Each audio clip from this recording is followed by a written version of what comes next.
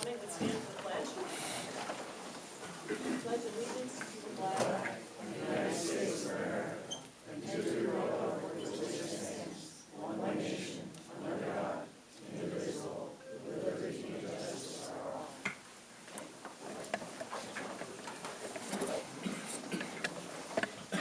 Okay, we're going to start first. We need a motion to open the public hearing, please. Motion. Pat, and second. I'll second it. Adrian, all in favor? Aye. Okay. Are there any comments or questions at this time? We do have David Fogel is here to respond to any questions about the extension for the cryptocurrency mining. So is there anybody who has anything to say ahead of time? Okay, David, would you like to get up? Great. Thank you all. It's good to be with you again. Thank you for giving me the opportunity to speak. I wanted to, by the way, for those who don't know me, my name is David Fogel. I'm the CEO of NCCS. We're the cryptocurrency mining operation in the old Alcoa East plant. I want to start off first by thanking the board members, Sue, Eric, everyone involved for being conscientious, open-minded, attentive to our concerns and the concerns of other members of the public regarding the regulations that are being considered. And obviously the moratorium is sort of connected to that because the moratorium then leads to the regulations.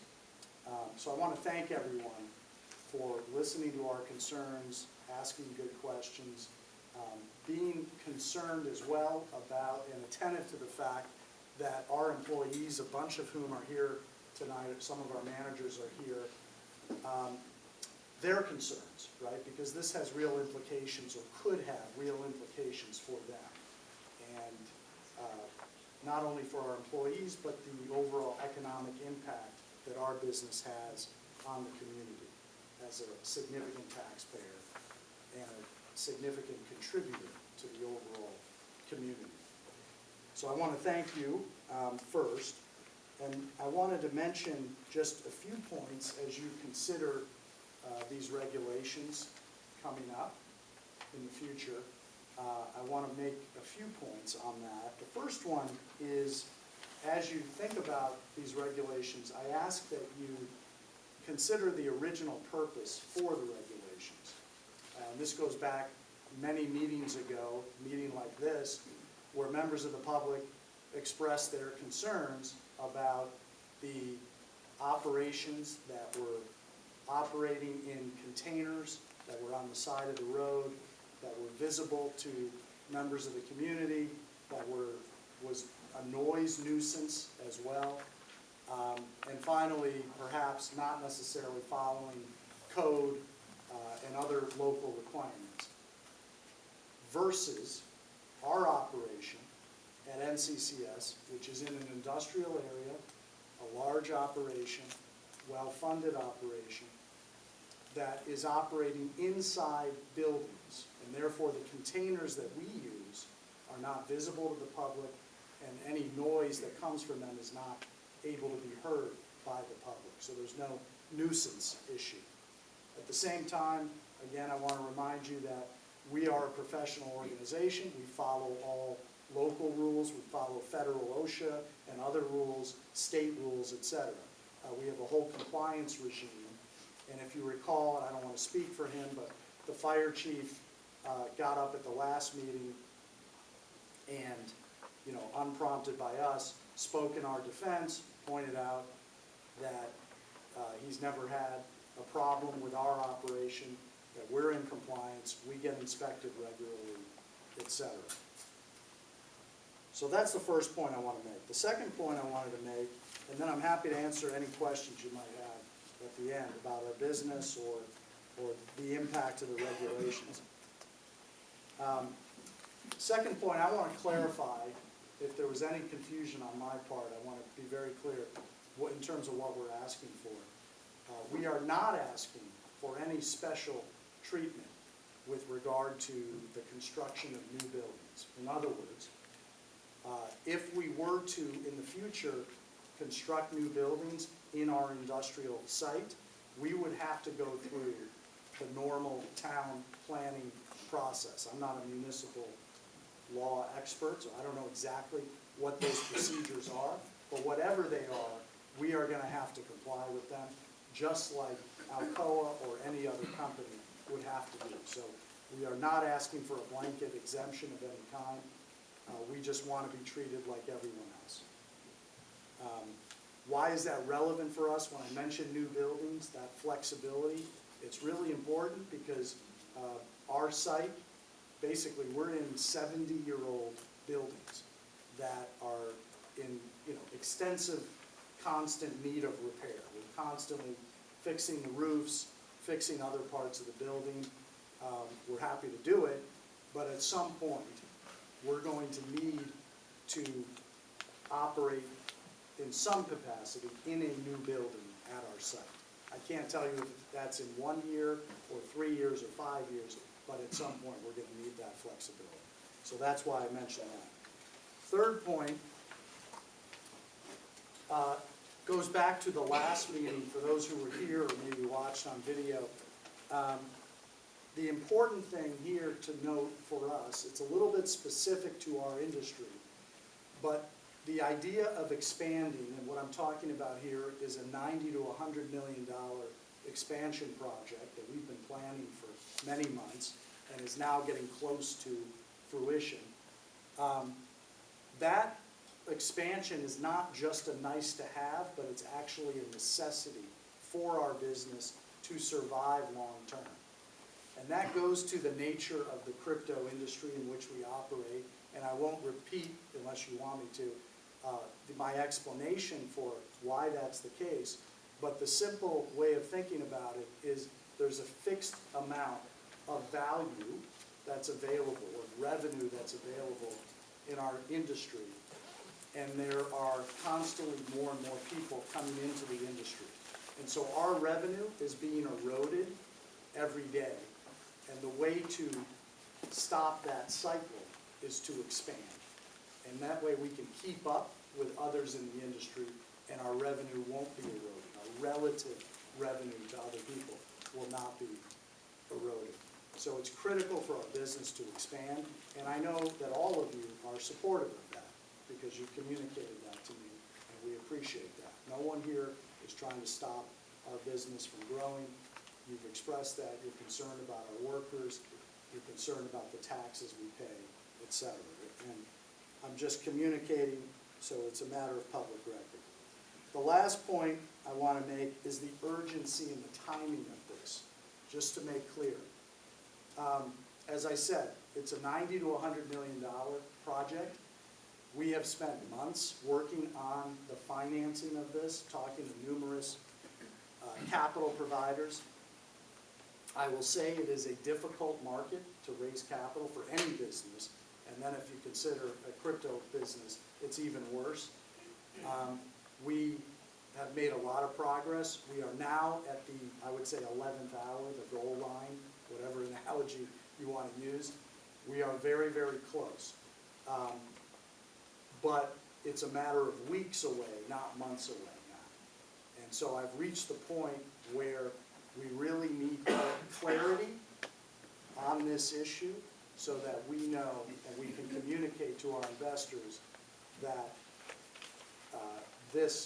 these regulations won't damage our business, won't apply to our business or our expansion, including new buildings. And so that's in conclusion what I'm asking for you to consider tonight, to somehow make clear to us that the expansion, our existing business, the expansion, including new buildings, will not apply to a company like ours. And that's it. Happy to answer any questions. Thank you, David. Anybody have any questions for David? Yeah. Right. Is there any movement on making the lights operational on your water tower? I didn't hear the question, sorry. The lights on your water tower are not operational. Is there any discussion or any movement on? I know there's been discussion. I don't know where it stands. Yes. Yeah. Our general manager has been discussing it. get clearances to actually climb up on the water tower and fix the lights up there. We're working on making that happen. Perhaps Alcoa can provide a structural engineer. Yep. We'll reach out to them. We'll reach out to them and get in contact and see what their ideas are. Try to coordinate that. For public safety and. Yeah, absolutely, especially the airport right there. Yeah. And you made that point when you saw, like when you visited us, and we did follow up. It got a little more complicated because of the safety issue Right. of getting up there. And that was the last I heard about it, but let's make sure we'll follow up on that. Thank you. In addition, Dylan's not here tonight, he's working for they have a little, what do you call an annual inspection at the airport. But with our own water tower, we've hired certain individuals to come and do the very same thing. So if you get back to me tomorrow, maybe we can connect you, maybe that will save you a step too. Absolutely, okay. Okay. Get your contact information. Be in touch. Okay, and again, I think I'm really pleased with again, as you know, we've had a committee working on this for quite a while, and we've had some good connections going back and forth. I think we have a lot of regulations and a lot of help from Eric to get the regulations going back and forth, so I think we're all going to be very, very content. And again, what happens in this process is, we extend the moratorium, but once we decide that, yes, we like the last agreement, which we just got together, if we can go ahead with that, then maybe next month, let's see what we can do, have the regulations, have a hearing, have regulations, and then from there, it just doesn't stop. Then it has to go to the county, then it has to go to a seeker process. So there's a lot involved in it. So everything's timely and legally and done correctly, so, yeah. Anything else your other attorney would like to say? Hi, everybody. Just to put some nuts and bolts to what David said, so absolutely correct. And your name is? Javed Afzal. Javed. So I was here probably for the first public hearing on the moratorium. There's a large crowd, everyone kind of talked about it, right? Yeah. And it was clear what the intent of the board was to regulate these containerized operations on the side of the road.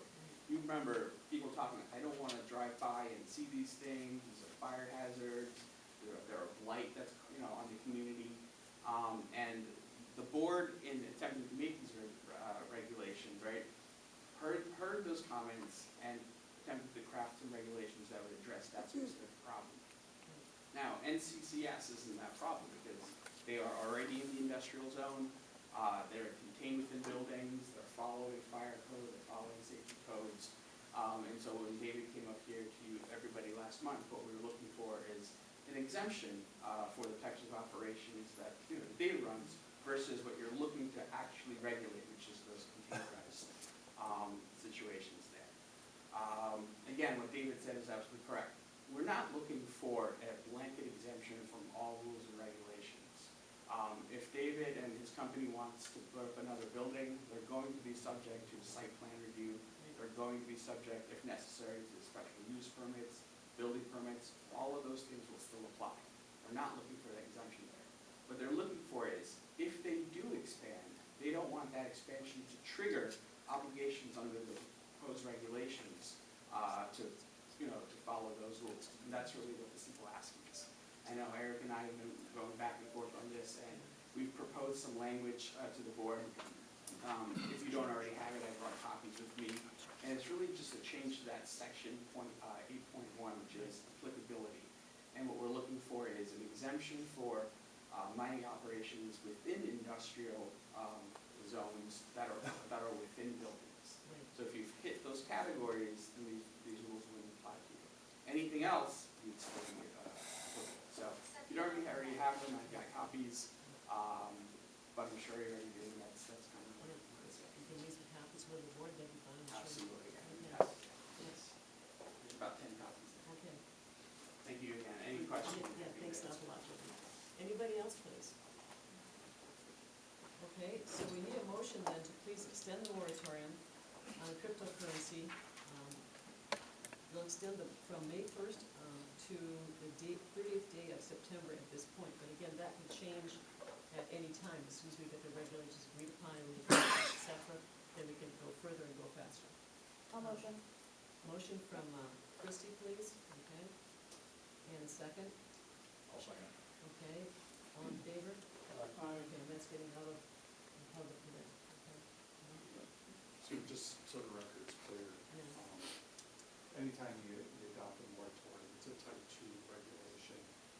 seeker purposes, and doesn't require the, going through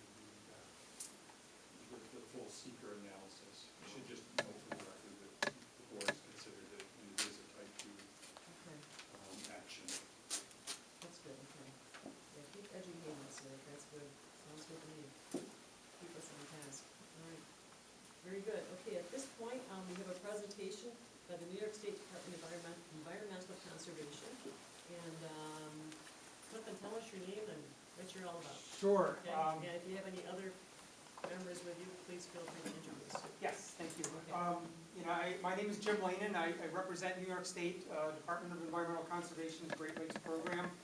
I'm joined tonight by Chris. I'm based out of Buffalo, New York. Chris Fidler and Caitlin Barheit are from DEC's Region 6 office in Watertown. I will say that our Great Lakes Watershed Program does not represent any of the regulatory or permitting functions within DEC.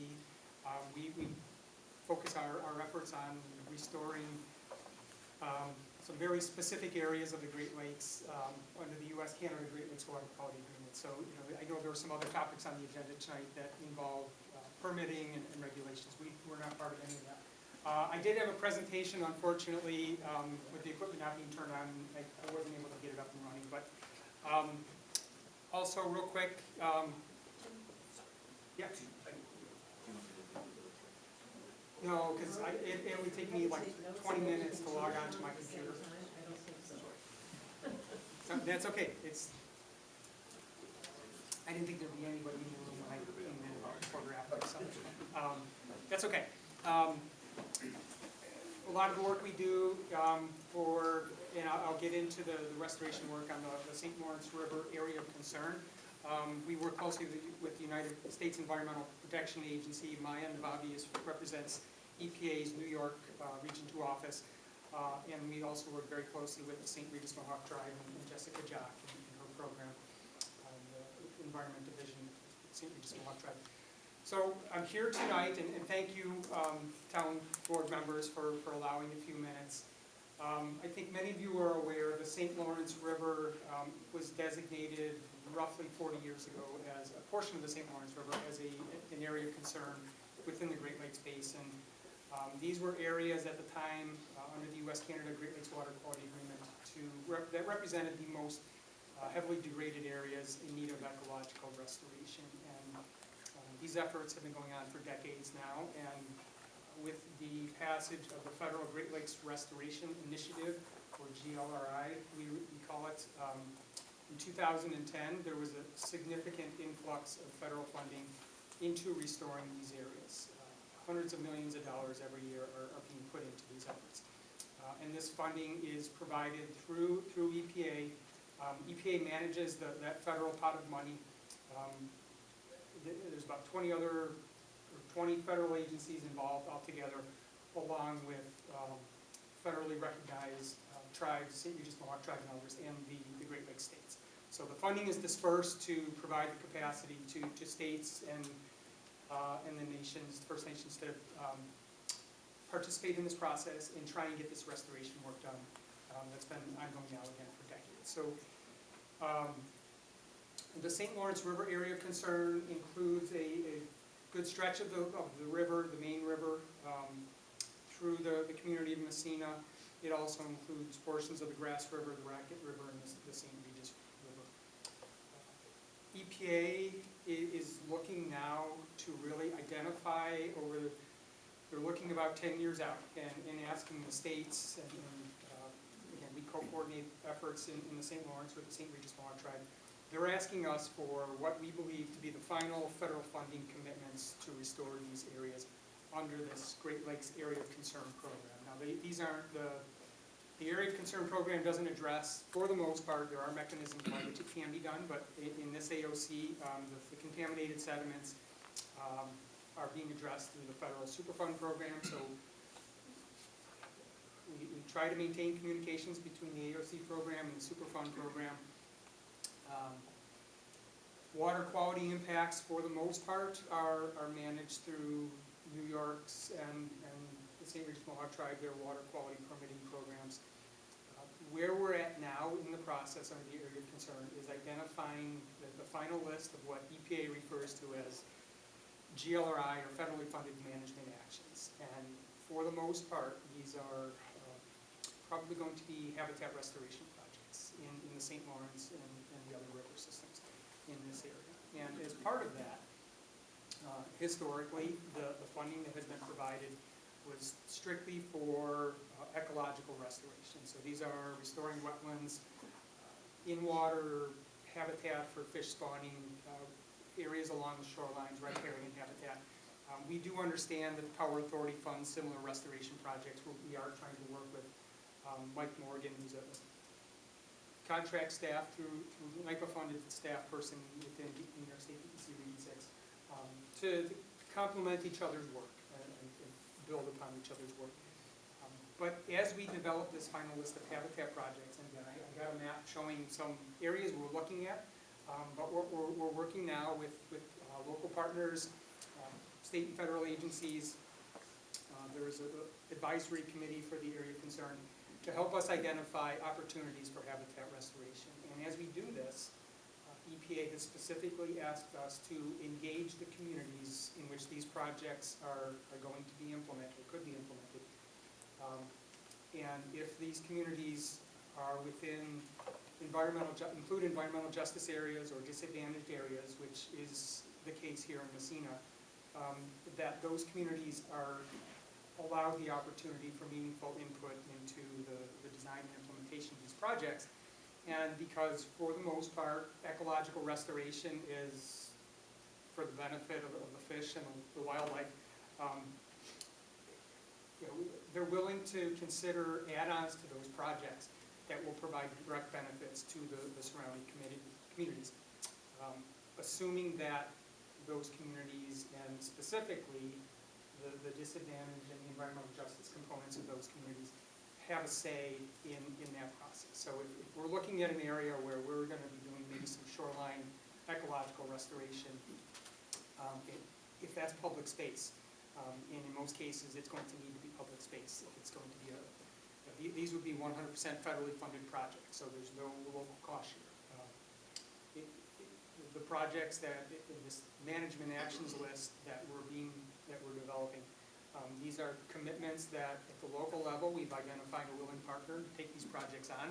At the federal level, EPA or another federal agency has agreed to fully fund them. So over the next few months, ideally we're going to have this process wrapped up by September or October. So it's very ambitious schedule, timeline. We want all of you to be aware that there will be efforts in the future, TPC probably, and we're working with St. Regis Smaller Tribe, reaching out to the community, looking for opportunities to have further conversations with not only this audience, but even directly out there at other venues, at parks, local events, things like that. Trying to get additional input. And really tonight's purpose is for all of your awareness that we are going to be doing this.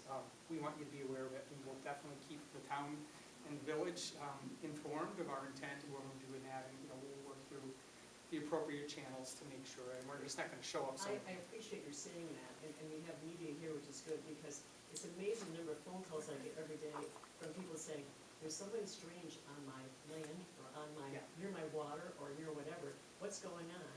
We might have been there today, I don't know.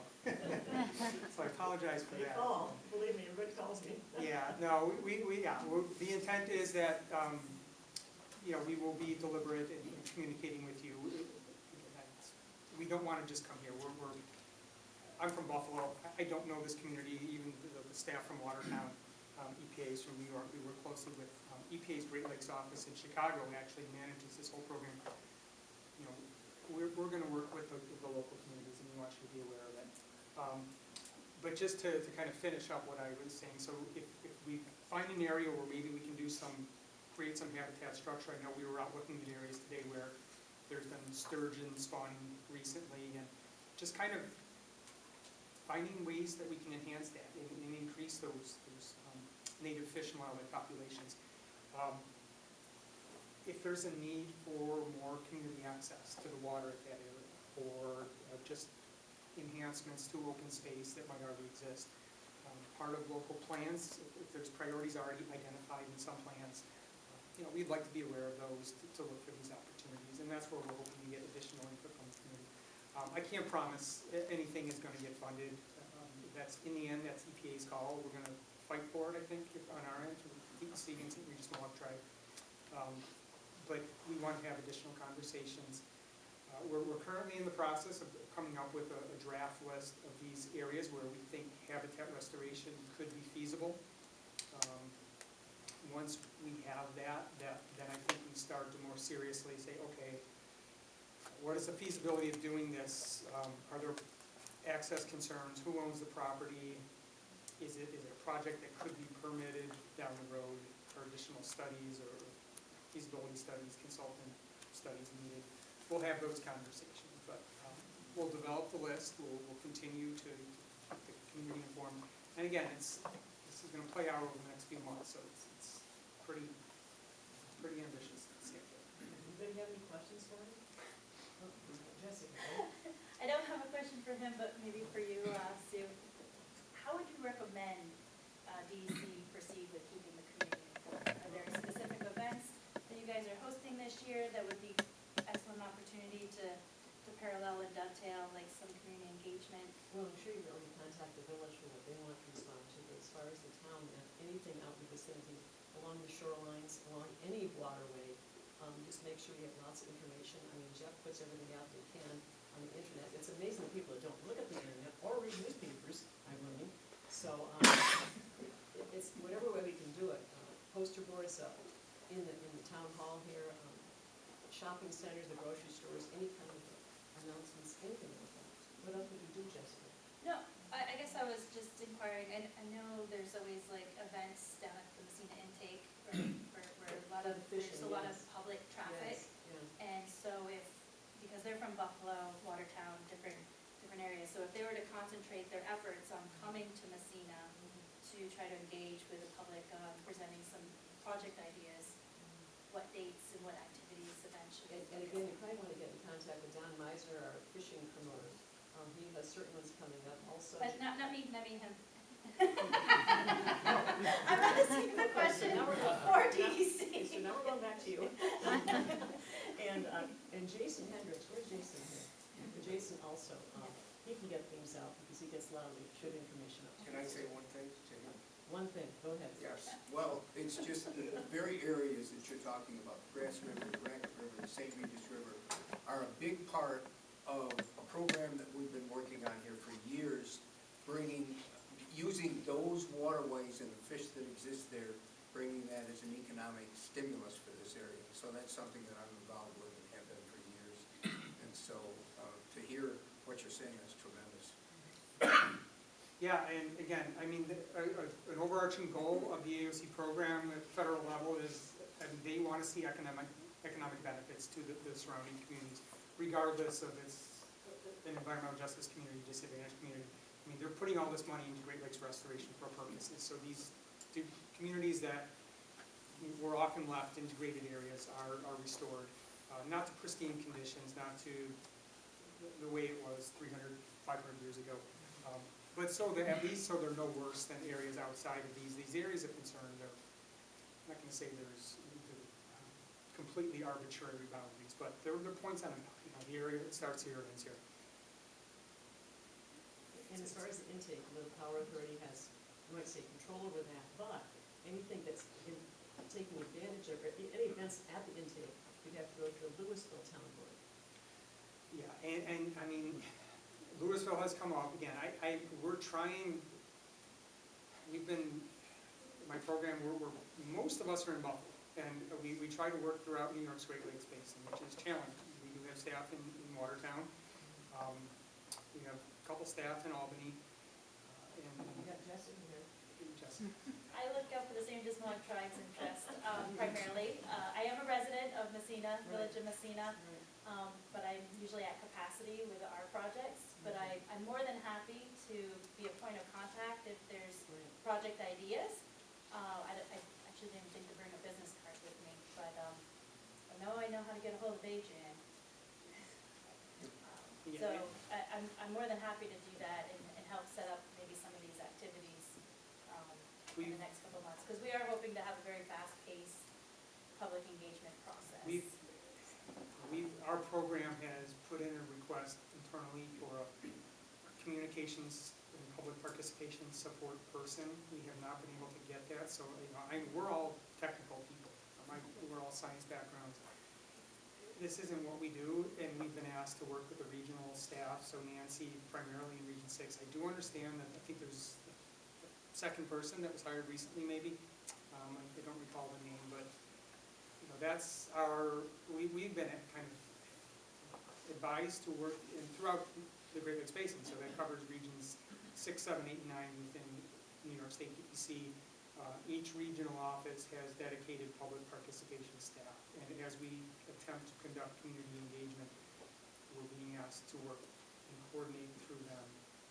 That can be challenging, as I'm sure you are aware, that they support all the programs within DEC, including the permitting programs, the regulatory programs, that have probably a much larger public involvement commitment and burden than we do as a program, because they have to do what they're doing as part of the regulatory process, whereas what we're doing is not regulatory. It's just trying to do good for the environment and the communities. We're not always prioritized over staff resources. Is there a web link or anything like that that we could build into the Massena so that people would know where to find it? Is that being contemplated?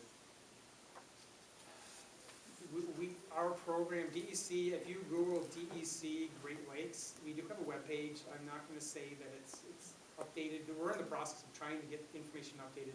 They just, a few months ago, relaunched our entire agency website, so they went to a whole new web platform. There was a lot of glitches and things still being found in that, errors, broken links. So there's information out there. It's not a lot. So I don't think there's probably not a lot of good information. I will say, last week, EPA announced the release of the next draft 5-year GLRI action plan covering the years 2025 through 2029. That's open now for public comment for, it's 45 days maybe. If you Google EPA Great Lakes Restoration, it should take you right there. The public is encouraged to read that and comment. That document will guide the federal priorities for Great Lakes restoration. They provide funding to New York State and other Great Lakes state and smaller tribes to help them advance. And within that document, it will provide more information on the area of concern program. There's a separate, EPA has a good Great Lakes area of concern webpage that provides more information. It doesn't get into the specifics of funding projects, but there's some good information under the AOCs. If you do go to it, focus area 1.1, so it's the very first component of that GLRI document is the Great Lakes areas of concern. That's their #1 priority, is restoring these areas. It talks about the community engagement aspects of GLRI. I mean, it's a federal priority. Many of you have probably heard of the federal infrastructure funding. I mean, there's a commitment at the federal level to spend 35 to 40% of infrastructure funding, and some of that's trickling down to GLRI, that they need to spend that money in disadvantaged or environmental justice communities. There are similar commitments for various state funding programs. I know over the past couple of years they've been implemented that a lot of the grant programs are having stipulations where a certain percentage has to go to disadvantaged communities. This is what we're doing, kind of ties into that, because it wasn't until a year or two ago that EPA, before that it was all about the ecological restorations. What are the habitat projects you want to implement? Now they're saying, go out into the communities, talk about it, tell them what you want to do, ask, is this what they want? Are there additional things that we could build into those projects if it's on adjacent lands and things like that? They're willing to listen to it. Can you give me a small example of what environmental justice is, like say on the Rocket River? I know you don't have your map, but do you have like an example? I mean, I think it's a very, New York State, and I believe it's the similar at the federal level. It basically looks at 2 or 3 socioeconomic indicators. areas. Environmental justice areas are based primarily, I think, on race, income, race/ethnicity, income, and I don't know if there's one or two others, but it's very limited. I mean, they're looking at a very specific population, whereas disadvantaged communities in New York State, there's 45 different indicators, health-based indicators. I mean, it includes the socioeconomic components, so race, ethnicity, income, but there's a lot more that goes into it, so other burdens. I would add, don't take my word on this, but to give more geographic scope, maybe around Heidi Avenue, Heidi Street, the industrial park, and then all of like South Racket River Road area, so that would be an example on the Racket River Okay. of being Thank you. considered New York State. Yeah, I'm sorry, yeah. Following that criteria. Yeah, and again, there's New York, if you Google like, New York, they call them, refer to them as potential environmental justice areas, or PEJA, so if you Google New York State PEJA map, it would take you to an online map, and you could zoom in and out, and you would see, it would show you the shaded areas. Similar New York State disadvantaged community map that would go. The disadvantaged community map is created by the New York State, I'm blanking on the NYSERDA, so it's Economic Redevelopment and Energy something, I don't know what it stands for. Whereas the environmental justice map is prepared by New York State DEC, and that really has a long history of really just ensuring that the communities aren't disproportionately burdened by pollution and allowing, I guess, industry to kind of take advantage of the lower, the economically disadvantaged areas to concentrate their facilities in those areas without consideration of the impacts to the surrounding community. So that there's a longer history to that in that program. Thank you. Yes. In regards to the shoreline restoration projects, is this anything that we can see, maybe other projects that have been completed, so we kind of know what the before and after kind of look like? Kind of vague when you say. I know, and I spoke at the village meeting last night and received a similar question, and unfortunately, my presentation that I had did not include any such things. It is very location specific. We received a similar request from Mike Morgan, who I mentioned earlier. He works for DEC. His position is funded by NICA to help them implement their habitat restoration projects. I'm not real familiar with those. He was asking the same question, is that, at least for smaller river systems, there's probably more flexibility. I mean, it could just be as simple as like instead of a straight hardened shoreline, you could soften that with a gradient of stone or dirt and level it out and have like varying types of vegetation in those areas, just so it's a natural transition, what it might look like pre-development.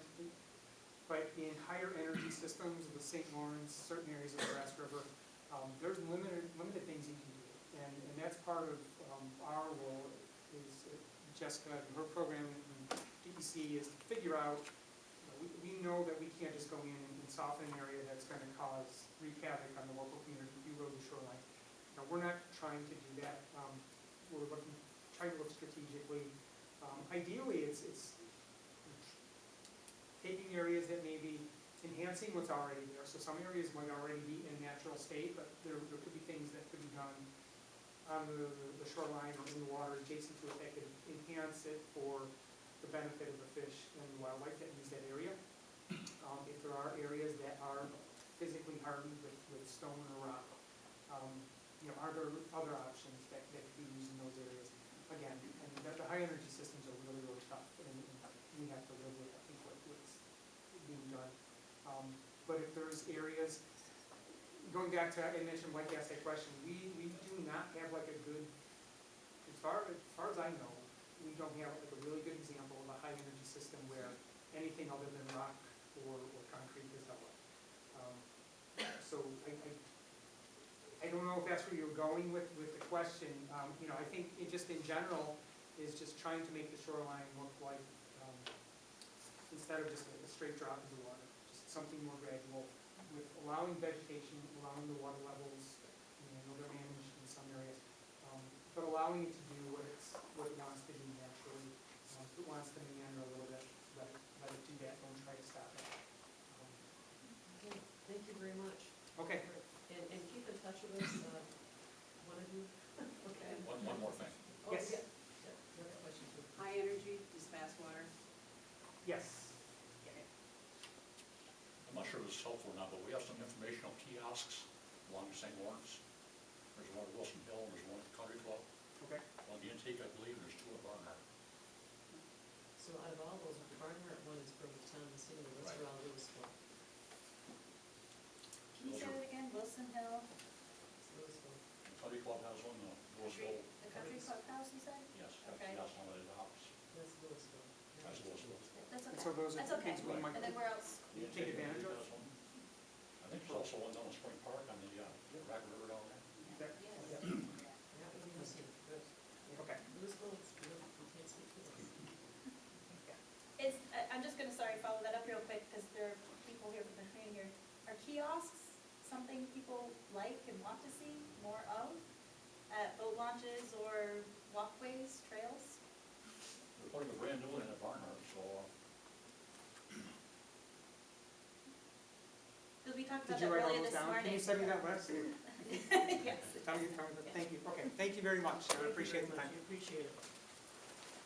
Okay, going to our standard agenda items, please. The approval of the minutes from March 20th and March 26th. Could I have a motion, please?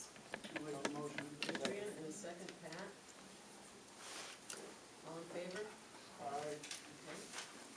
Authorize the town council to accept and sign the revised $68,000 lump sum consultant agreement for the design of the Terminal Access Road Rehabilitation Project at the airport. Okay, that's with Pat first. Motion, please, second. I'll second it. Second by Ray. All in favor? Aye. Okay, thank you. Authorize the town supervisor to sign the final grant application for federal financial assistance for the construction of the sand storage building at the airport. Motion. Okay. Second by Christie. All in favor, please? Aye. Okay. Authorize the town council to review and sign the Barker Productions contract for the upcoming August 3rd event for $3,000. I'll make a motion. Okay, Ray, and second. I'll second. Christie, all in favor, please? Aye. Okay. Approval of the town council to approve the amendment of FAA, okay, the supplemental consultant agreement, which states the basic services lump sum fee identified in Article 2 of the said agreement, reduced from $140,000 to $138,000. And for the approval. Pat, and a second. I'll second it. Adrian, all in favor? Aye. Okay, thank you. Authorize the town board to approve the hiring of a part-time keyboard specialist for town of Massena pending the results pertaining to the town of Massena drug and alcohol policy. Motion. Christie, and who was the other one over here? Pat, seconded. All in favor? Aye. Great, thank you. Transfers and amendments. Make a motion that we accept the transfer amendments. And who else audited this one? I'll second it. Second by Ray, okay. All in favor? Aye. And warrants, please. I make a motion that we accept the warrants as presented. I'll second it. Okay, and all in favor? Aye. Okay. Brenda, financial reports, please. So, in 2023, in April 2023 at this time, our total revenue was $4,677,049. As of today, in 2024, our revenue is $3,943,789. So our 2024 revenue is $733,260 less than April 23. Our expenses in 2023 were $2,611,541.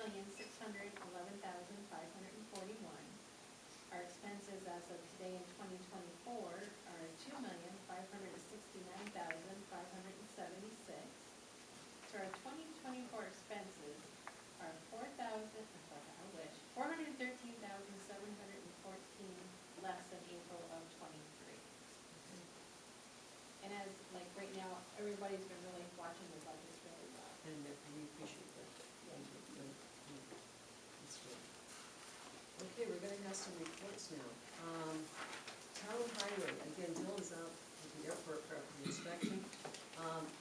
spring cleanup, we have notes from him. Spring cleanup, we changed this year to May 16th and 17th. This is for the town, 8 AM to 2:30 PM, and May 18th, 8 AM to noon. Town Highway Department will assist with unloading. You'll need proof of residence in the town of Massena to utilize spring cleanup. They're continuing work with NIPA on issues with modernization project that involves town roads. They have performed spring maintenance repairs on the plow trucks. They picked up trash at all the town roads a little bit earlier this year because there was a point, as you know, we had no snow, so it made it easier to get out there and start that. They also moved the artifacts from the chamber storage over to the museum, and I want to thank them for that, the crew for doing all that. So everything should be at the museum now. Equipment repairs, highway, hydraulic pump, fixed rear brakes, replaced 2 air valves, replaced rear springs, replaced rear axle seal on the passenger side. And then as far as the airport, boutique numbers were pretty good for March. 428 in plane, 395 deplaned, 823 total, 182 landings, and no cancellations. Wonderful. Taxiway A east end lights are still out. Servicing all summer mowing equipment right now, and they're getting ready for the inspection, which happened to be today, for Essential Air Service Airport. And that's it, and nothing else to report on the town buildings. So that takes care of the highway and the airport. Joint recreation, who's speaking on that, please? I am. Christie, okay? Okay, so we met on April 9th, and they have a Learn to Skate program that started on April 13th, and it's 6 sessions, and they've had it before. It helps to increase the number of kids that they have coming back in October, and that's pretty full. They've got quite a few kids signed up for that. The Massena Minor Lacrosse group, the fields were lined and practices were slated to start this Monday, 4/15, and they have 170 kids registered for that. The Spring House Leagues were ending this past week. They had full teams with a total of about 100 kids. And the last day for ice is going to be April 27th. They're going to turn off the compressors, let the ice sit for a few days, and then plow it all out. And space at the arena is going to start being rented out starting May 8th, and that's going to be for the indoor lacrosse. And I believe they have quite a few teams set for that as well. We had 9. Yeah, they had 9 teams. They got 2 bids for resealing of the town beach parking lot. There was minimal differences between them, so they were gonna compare them and see. And their youth softball league is joining a league out of Lisbon with towns from the surrounding area, which is beneficial because it'll bring other people from out of town. Games and practices happen to be during dinner time, so people are gonna be going out to eat. And they had their village budget meeting for the Joint Rec Committee was yesterday at 5 p.m. Okay, very good, thank you. Okay, town library. The library board met on the 9th from 4:16 to 5:50. We discussed the year in review, approved the agenda for the March meeting, discussed the eclipse success. There's 100 people there. They had story time in March, and the firemen and the police attended. They have a problem with their ancestry app. April is Autism Month. They had some events for that. Laura Pearson from the St. Lawrence Chamber of Commerce will be at the library on Wednesdays. No, Monday to Tuesdays. Monday and Tuesdays. Yes. I'll change then, okay. There's much discussion about the moving forward with the transition. There's 66 libraries in the North Country, and 56 of the libraries are new school funding. And 55,000 people attended the library last year. And when is National Library Week? Yes. When is it? Next week. Next week? Next week, Library Week, so all kinds of events going on, so. Oh, yes. Get down there, okay. That's all I got on that. Okay, thank you. Town museum. I'll do it. So with the eclipse, the town museum actually, that weekend, they hosted a bunch of historians from around the county, and they had 20 different historians, and it went very well. I attended they had a lot of them. And we were told a very funny story about Tim Hortons donating. Tim Hortons ended up donating to their gathering. And it was the order that they placed, Tim Hortons said wasn't enough, so they upped their order. So they were very pleased with their Coffee and donuts. So. coffee and donuts, yep. And a lot of the historians took pictures from their collection that belonged to their areas and their towns.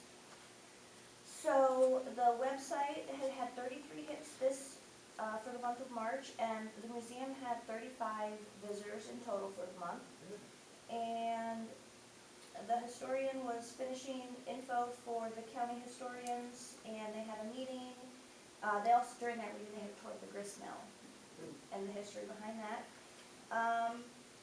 There was a thorough cleaning of the museum, and there was a beautiful mural that got cleaned top to bottom. It's in the back room. I encourage everyone to go You should see see it. it. It was at the other museum that was on East Orvis, and it's great to see it in the new edition. Yeah, it's lovely. They also said that everything that belongs to the museum should be there now because it all got moved. And we mentioned field trips to get kids in, and they said that they've got 4th grade field trips planned for the schools that are within walking distance. And they're always looking for volunteers. You have to fill out paperwork, submit it to the museum. If anyone's willing to help, they would love to have you. Good. All right. Okay, thank you. Chamber of Commerce, I'll give a short report, and I know Laura's here, yes? Laura's here. Hold on, Laura. Okay. Let me do my homework here first. Okay. So New York State has made the merger official between Canton, Massena, and Ogdensburg. The business development specialist, Laura Pearson, has visited over 200 businesses. Business after hours at the grist mill went well. The next one will be May 29th at the United Healthcare in Ogdensburg. And be sure to attend the business mixer on April 30th in Canton at the Best Western from 4 to 6 p.m. That's a really good one to go to. In addition to networking at many tables, attendees will also have the opportunity to hear a speaker on the topic of how resources are used. The Chamber is also hosting monthly online meetings referred to as Lunch and Learn. And again, trying to find a permanent location in Massena. And Laura, take it away. Well, you covered just about everything I had on my list. We did a great job promoting the eclipse. I hope you had some great visitors. I hope you had a good turnout. I want to thank the library for letting me use their business center space. The library staff is very kind to me. They're very sweet. And I'm there Mondays and Tuesdays from 9:30-ish until 4, depending on what meetings I have going on. I've been attending Rotary meetings. I met with Jason. I plan on meeting with Don Meisner and Linda. So things are in the work. I just need to figure out what the town would like the chamber to focus on for things to do. So anybody has any ideas, please reach out to Laura. Send her your list. Send me the list. Okay.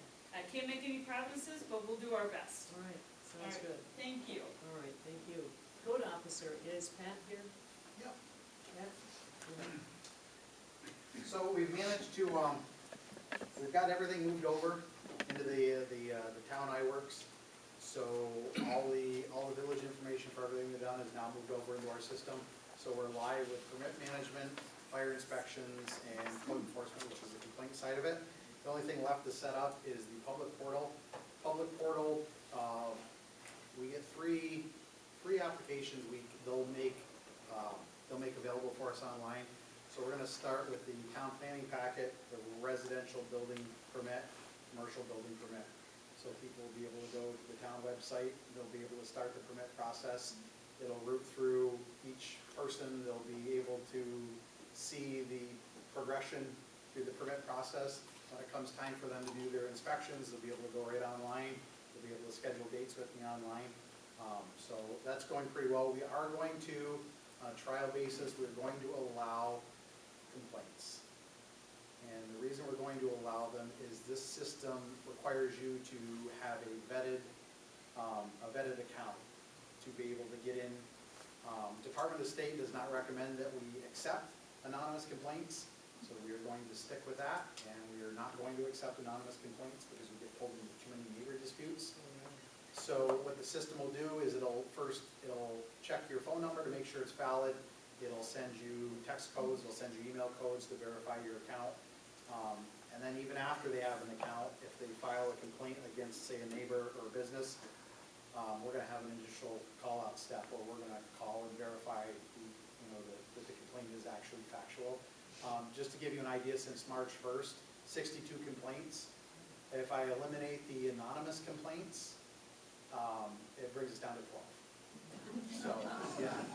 Once people have to attach their name and their email and their phone number, they are very careful about who they're going to complain about. What you're talking about with the iWorks, and Yep. doing it online, is this something new then? Has code enforcement done the online before? So, couple things that we're doing differently to make up for the manpower difference is the online portal, which they've got access to, they just choose not to use it. The other thing we're doing is our inspections, we're using data-enabled iPads, iPad to go out and do the inspection. So as soon as I do the inspection, while I'm right there, I can email them instantly their certificate of occupancy. I can print their invoice and give it to them right there on the site or email it to them. And once I move something into a payment pending status, it flags it, sends it automatically to Janine and Sean, so they know this is what's due from who and for what. So we don't have to, a lot of the paper stuff that was going back and forth and phone calls and emails where you had to give people, it's all gone. It's all automated workflow. So other than that, for the month, we had, once we get rid of the anonymous complaints, we had 12. 6 of them were no violation found, 6 of them were in the process of investigating. If no violations found, each complaint eats up about an hour of time. If it ends up being something, it could be anywhere from 2 to 6 hours. It just depends. I just had one in Massena Center I had to go down to 6 times. And it's a neighbor dispute, so they're fun. But we've got about 4 permits, between building permits and electrical, fencing, roofing, stuff like that, a couple of lot line adjustments, and we've got a few things that we've referred to county zoning and planning that we've got their notice of decision back from them today, so those will go through planning tomorrow. But we're charging right ahead. Everything's going pretty well. Are you going to planning board meeting tomorrow night? I am. Oh, good. And Yep. welcome back here, he's in the town planning board. Okay. Oh, we haven't met yet, but. Okay, good. All right, very good, thank you. Town planning and zoning. Tomorrow. Tomorrow. Okay, so there wasn't a meeting this No past meeting month. last No, they haven't been for a couple of months. Okay, I thought there was one in February, but I missed that. Okay. Tomorrow. Massena Electric. Okay. Yeah, okay. I got a few draft notes here. We started the meeting with a review of the audit. And it was well done. It was about an hour's worth of audit. Took place with report done. The audit hasn't been finalized and approved yet, right, Eric? I think it'll come up. Yeah, so it'll come up, may come up tomorrow or Friday when we have our next meeting. Safety continues to be a very good issue in regards to 631 days since the last lost time, and then 994 days since reportable injury. So it just continues to grow month after month after month. Been a pretty good place. Customer impact was very minimal in regards